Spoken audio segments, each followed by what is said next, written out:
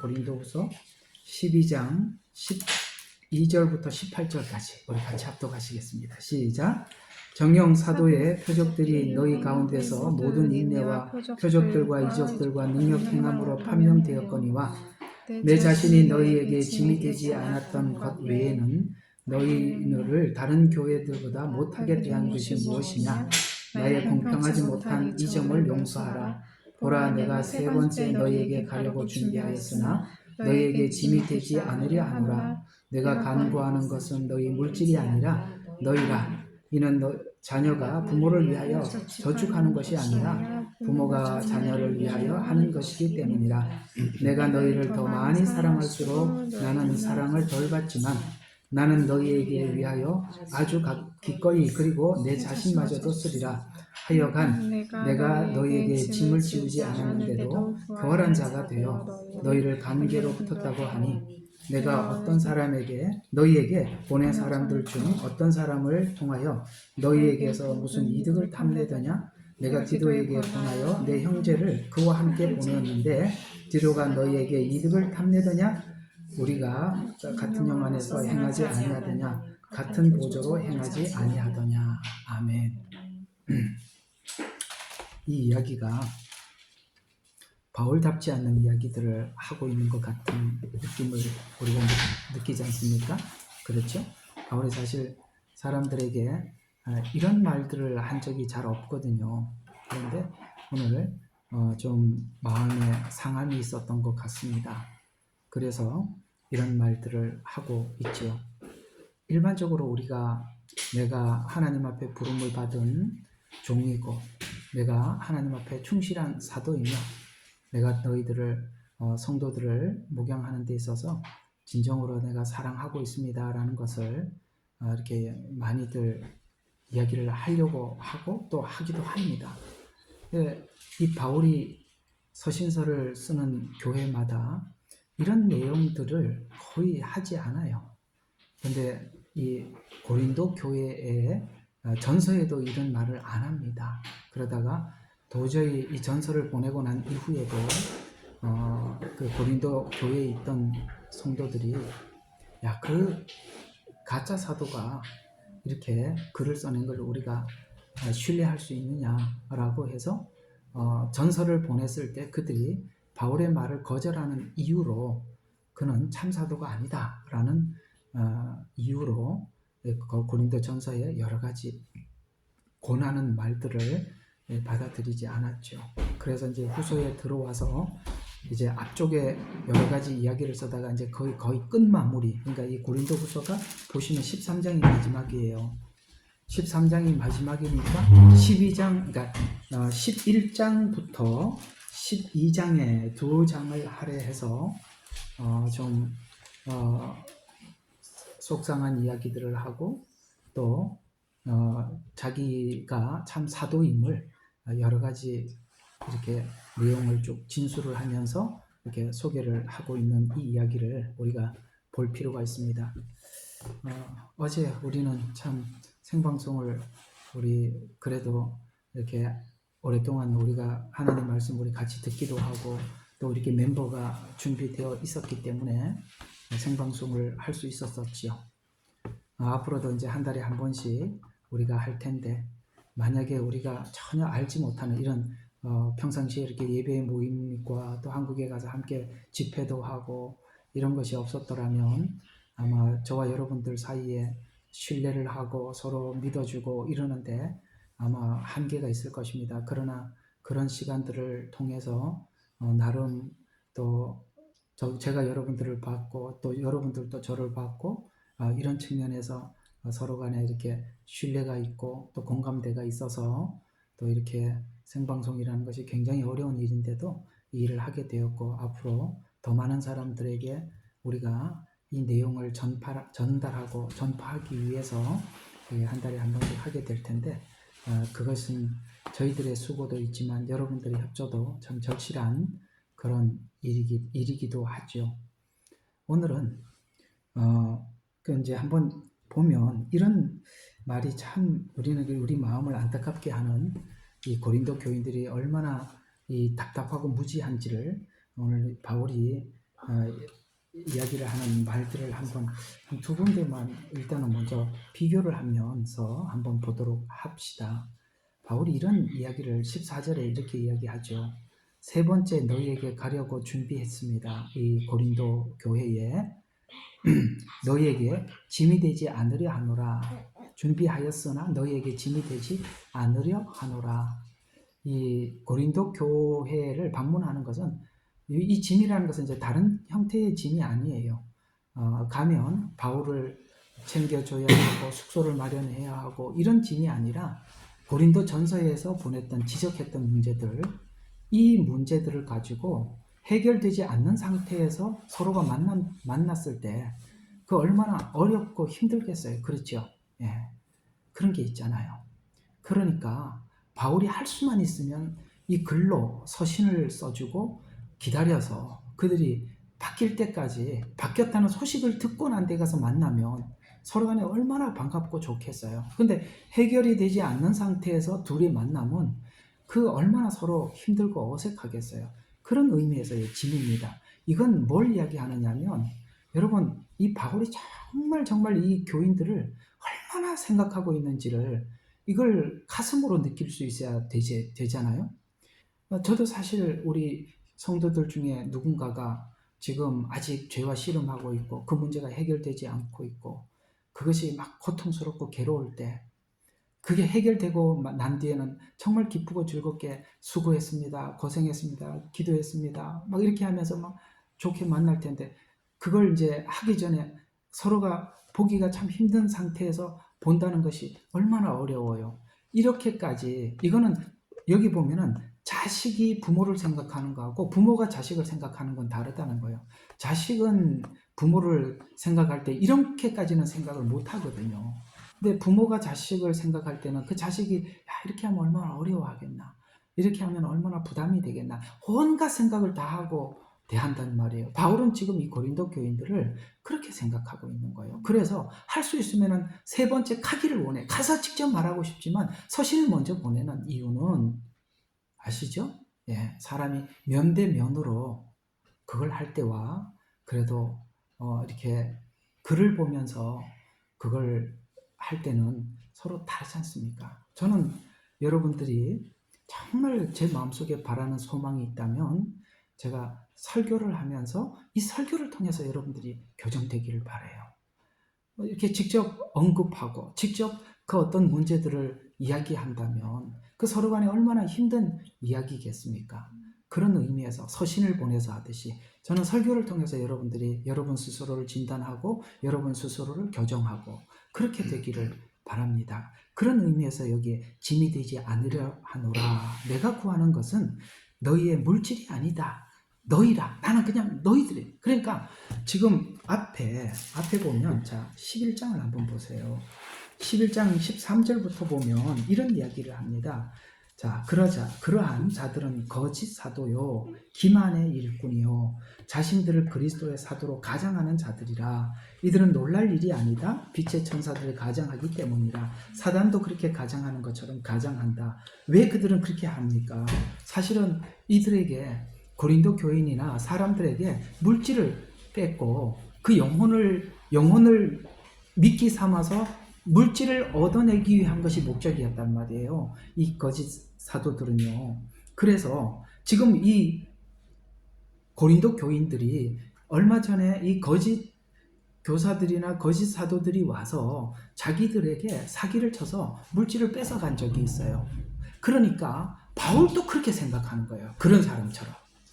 같은 부류의 사람으로 생각을 했던 거예요. 그래서 이 말을 하는 거예요. 내가 너희들에게 구하는 건 물질이 아니다. 제가 성도들을 가만히 보면 이 교회에 정착하기까지 꼭 이걸 확인하려 들려고 하더라고요. 이 기본적으로. 저 목사가 우리 돈이나 저게 뭐지? 이 교회를 통해서 그냥 자기가 필요한 물질을 재정을 채우려고 하는 건가? 라고 누구든지 생각을 하더라고요. 성도들은. 그래서 왜 그런가 하고 생각을 해봤더니 이렇게 교회를 다니면서 그런 경험들이 있는 거예요. 야, 저 목사 저 가짜인데 보니까 맨날 헌금 가지고 이렇게 하고 저렇게 하고 그 헌금이나 빼먹으려고 저렇게 하는구나. 사실 이 고린도 교인들에게 바울이 그렇게 오해를 받았었어요.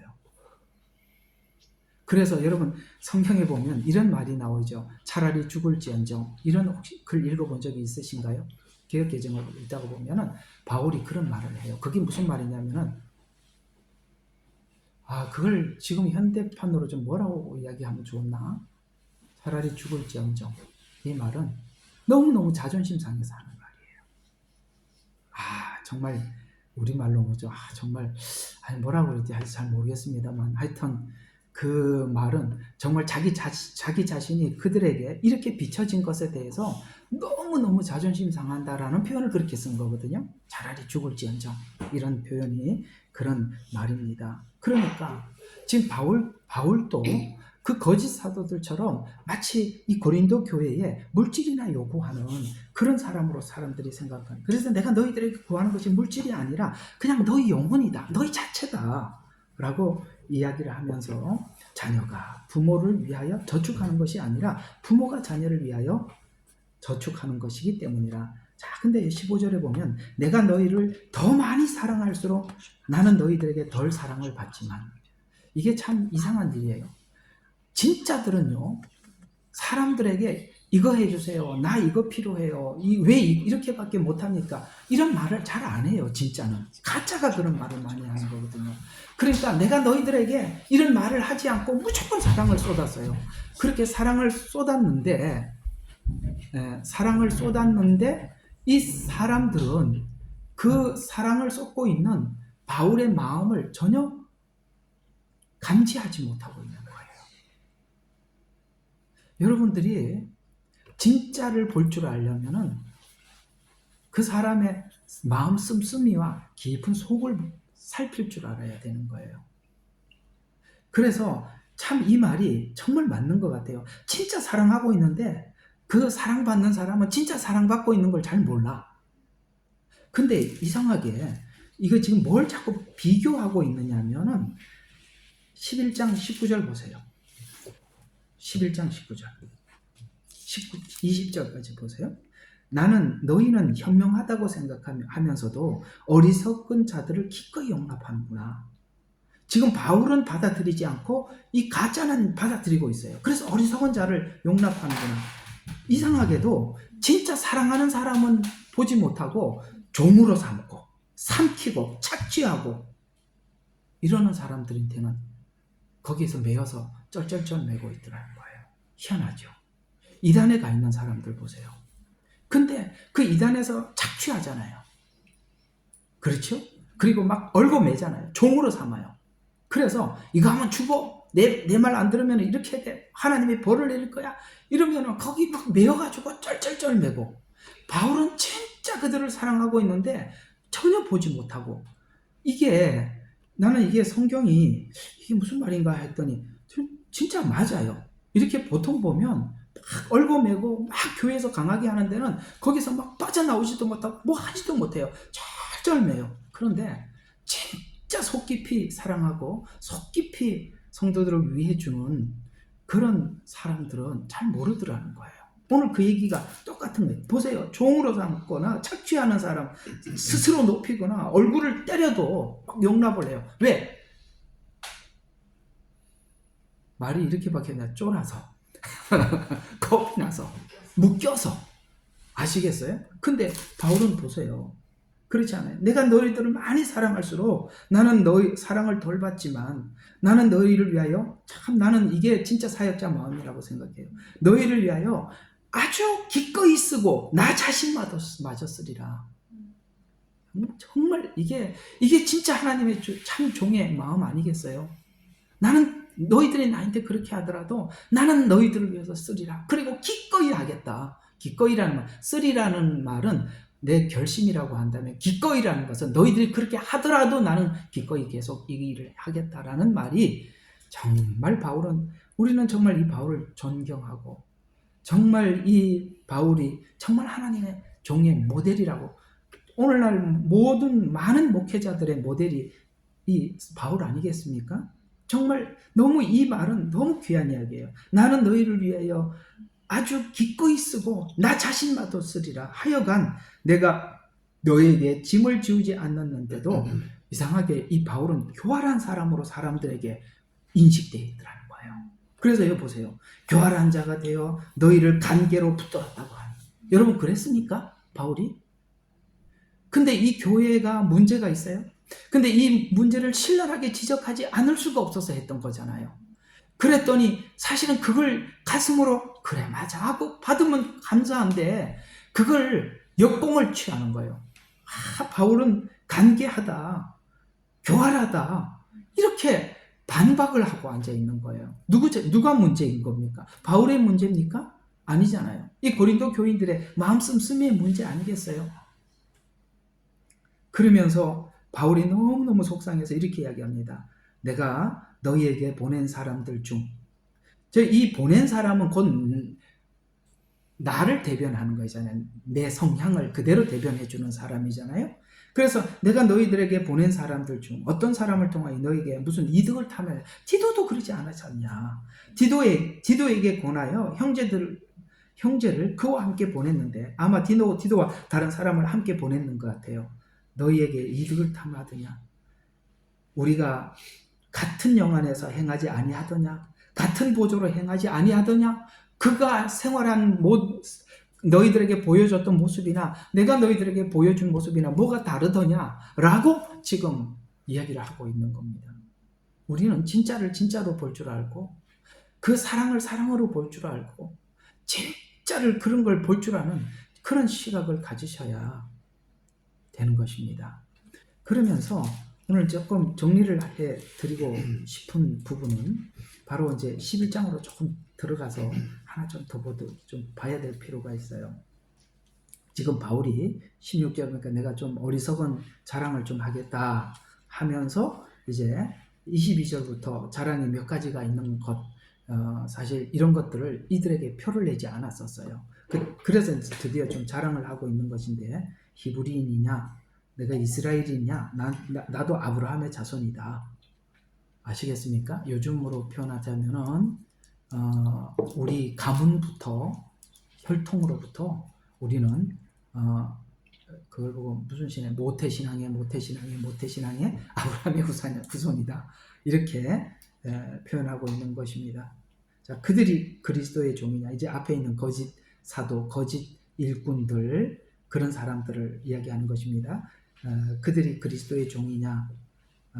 내가 어리석은 자 같이 말하지만 나도 더 쿨하다. 그러면서 이제 수고하고 매맞고 감옥에 갇히고 그 다음에 유대인들에게 40에 하나 뺀 매를 5번 맞고 몽둥이로 맞고 돌에 맞고 파손되고 바다에서 강도 이방인의 위협 광야, 이게 뭐 그 다음에 수고하고 애쓰고 27절 자주 깨어 금식하고 배고프고 목마르고 금식하고, 이건 뭐냐? 전부 자기 육체로 오는 고난들입니다. 그걸 감수했다는 거예요.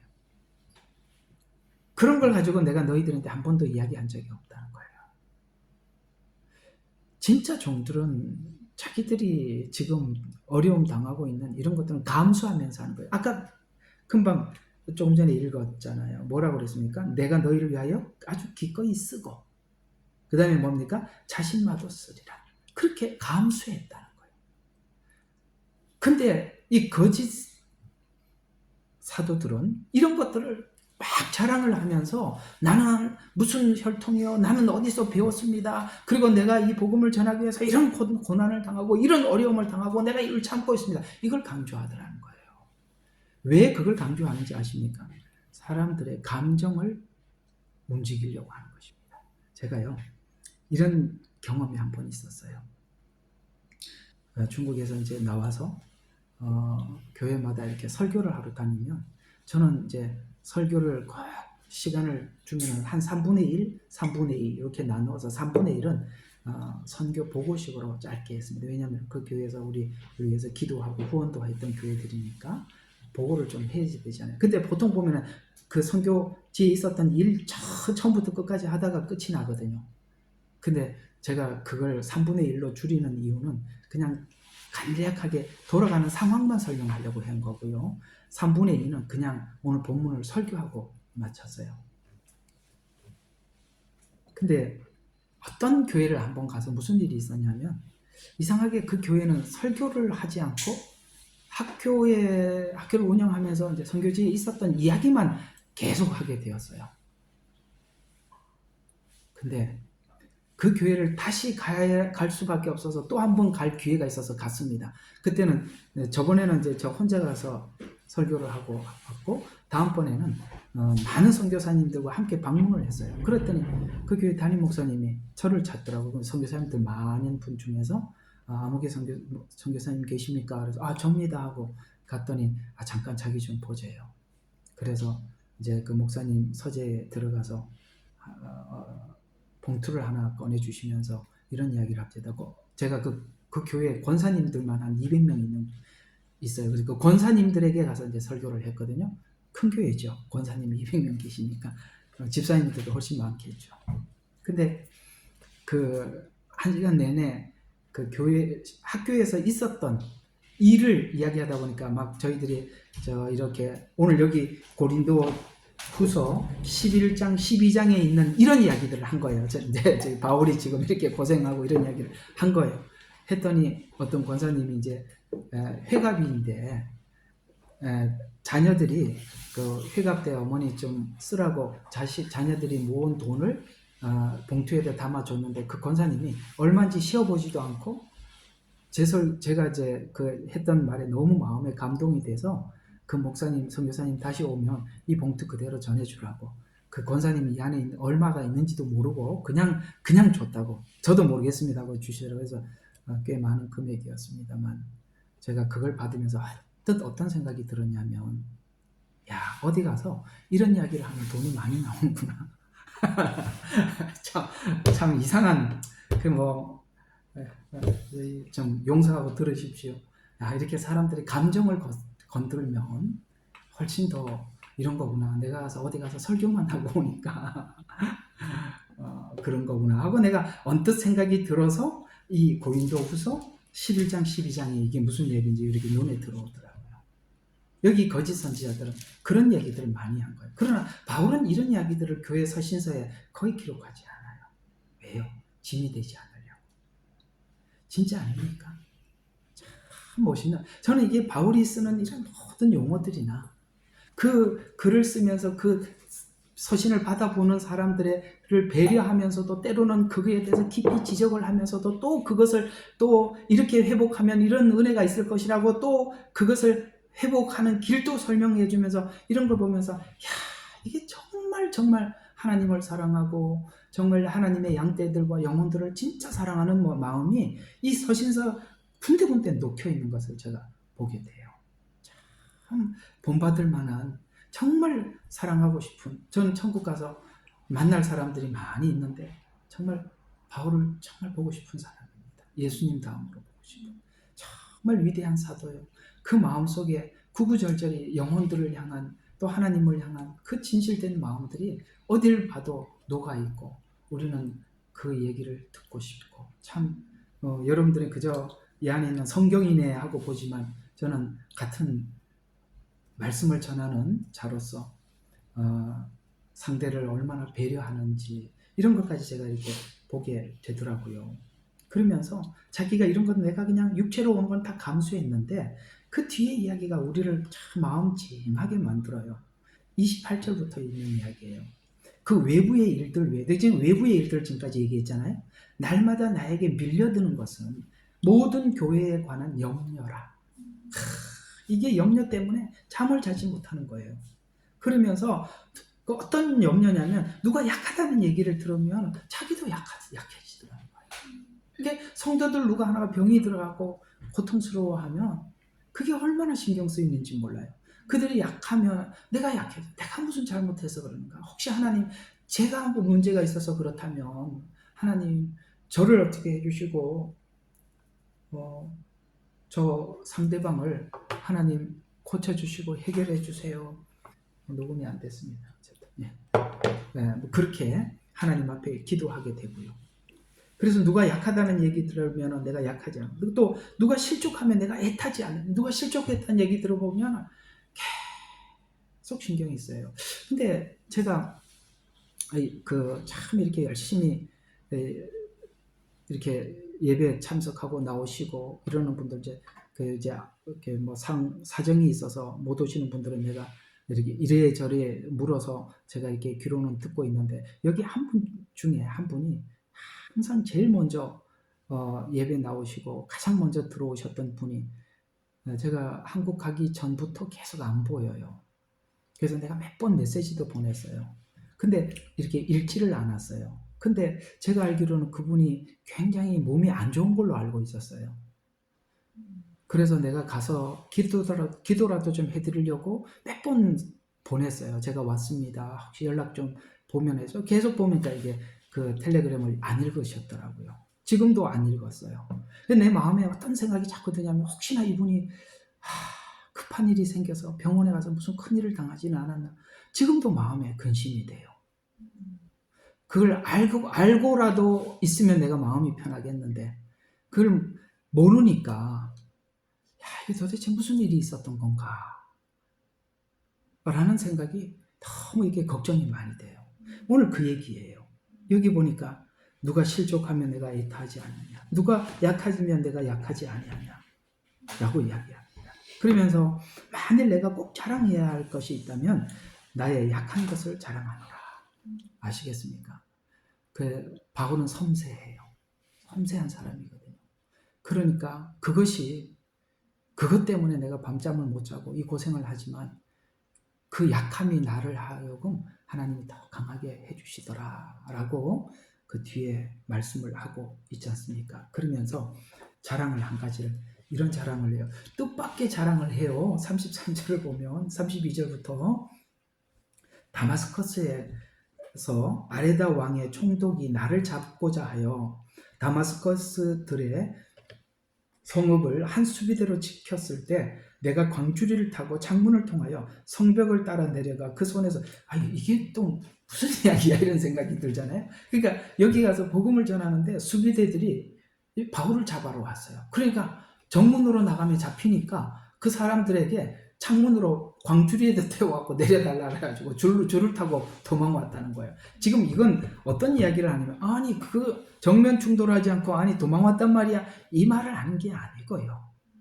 하나님께서 그렇게도 나를 보호해 주시더라, 이렇게 자랑하고 싶은 거예요. 그렇게까지 해서 나를 보호해 주셨어, 이렇게 얘기를 하는 것입니다. 또 하나 이제 한 가지만 더 하고 오늘 이야기를 좀 정리를 하면, 바울은 아까 보니까 바리새인 중에 바리새인이에요. 여러분, 요즘으로 말하면 최고의 신학 공부를 했고 최고의 그 실력을 갖춘 신학자예요. 그 얘기를 하는 거고요. 그 다음에 이 복음을 전하기 위해서 자기가 당했던 외적 고통은 말도 할 수 없어요. 말할 수 없는 어려움을 내가 다 감수했다. 또 그 다음에 뭐라고 하냐면은, 또 성도들을 위해서 늘 마음에는, 이게 지금 내가 외부로 당하는 어려움보다 내 마음속에 성도들을 향한 염려가 나에게 너무나도 컸었다 라고 하면서, 계시, 예언, 그런 소리 하지 마 라는 이야기가 12장이에요. 12장에 보면 내가 자랑할 것이 나에게는 유익하지 못하나 나의 주의 환상과 계시를 말하래. 네가 환상을 본다고? 계시를 본다고? 여러분, 이 고린도 교회가 얼마나 예언 때문에 문제가 많은 교회입니까? 네가 조금 예언을 보고 계시를 보고, 내가 무슨 예언까지 보고 내가 어떤 환상까지 보았냐면은, 내가 14년 전에 그리스도 안에서 한 사람이 있었는데, 그 자기 본인을 이야기하는 거예요. 그래서 그가 몸 안에 있었는지 나는 말할 수 없어요. 환상을 볼 때 그 표현 그대로예요. 그래서 몸 안에 있었는지 나는 말할 수 없고, 몸 밖에 있었는지 난 말할 수 없지만 하나님께서 아시느니라.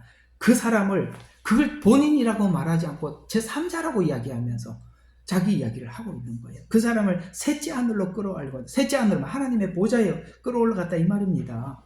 그러면서 4절입니다. 낙원으로 끌려가서 말로 다 설명할 수 없는 말을 들었는데 그것은 사람에게 말하도록 허락되지 않은 것이다. 자기는 거기를 보고 와서 무슨 생각이 들었겠어요? 하나님, 저 보내지 말고 그냥 여기 남겨주세요. 천국 갔다 온 사람들의 공통점, 그걸 보면은 자기가 그 환상에서 깼다는 게 너무 억울한 거예요. 이해가 가요? 그 좋은 곳에서 다시 이곳 온 거예요. 그래서 정말 그거는 말로 다 설명할 수 없는 말을 들었는데, 그것은 사람들에게 말하도록 허락된 것이 아니라 내가 이런 사람들에 관해서는 자랑하겠으나 나에 관해서는 약한 것 외에는 자랑하지 않겠노라. 이해가 가세요? 그걸 설명하기 시작하면 곳곳에 간증해도 끝이 없는데, 여러분 바울이 그런 간증을 하던가요? 아니요. 전부 다 성도들을 세우기 위한 말들만 했어요. 이런 이야기는 사람들한테, 자기한테는 유익해도 사람들한테 알아듣지도 못할 일이고, 자기 속에 소망으로 훗날 내가 갈 하나님 나라를 보고 온 것으로 소망으로 남겨두었을 뿐이라.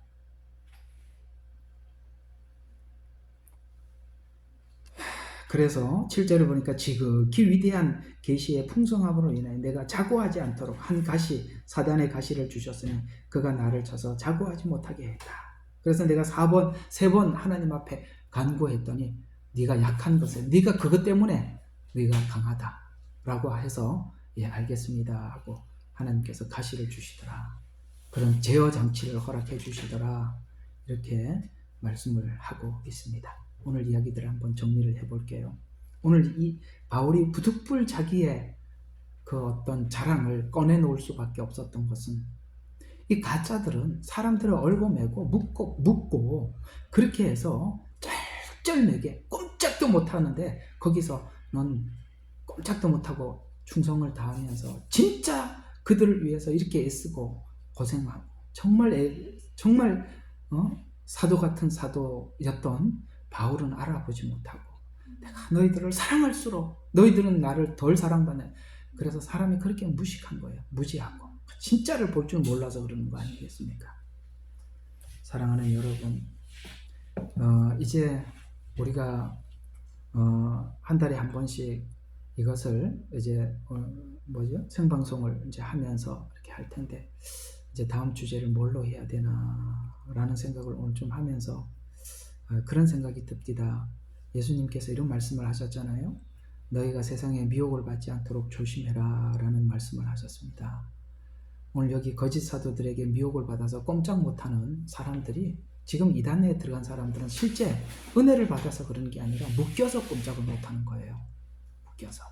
그래서 이제 좀 이 부분들을 좀 여러분들과 함께 나누어 가면서 우리가 어떤 사람이 미혹 당하는데 노출되어 있는 건가? 오늘 여기 보니까 진짜를 보지 못하니까 그렇게 되는 거예요. 그렇죠? 진짜 가짜들은 훨씬 더 도덕적입니다. 여기 잠깐 왜 도덕적인지 이야기해 줄까요? 13절부터 보세요. 14절. 자, 이렇게 13절, 14절에 똑같은 말이 두 번 나옵니다. 자, 그러한 자들은 거짓 사도들의 기만의 일꾼을, 기만을 어떤 식으로 기만하냐면 가장한답니다. 그리고 14절에도 가장한답니다. 누가 그렇게 가장합니까? 15절에도 가장한다고, 계속 가장이라는 말이 나오죠.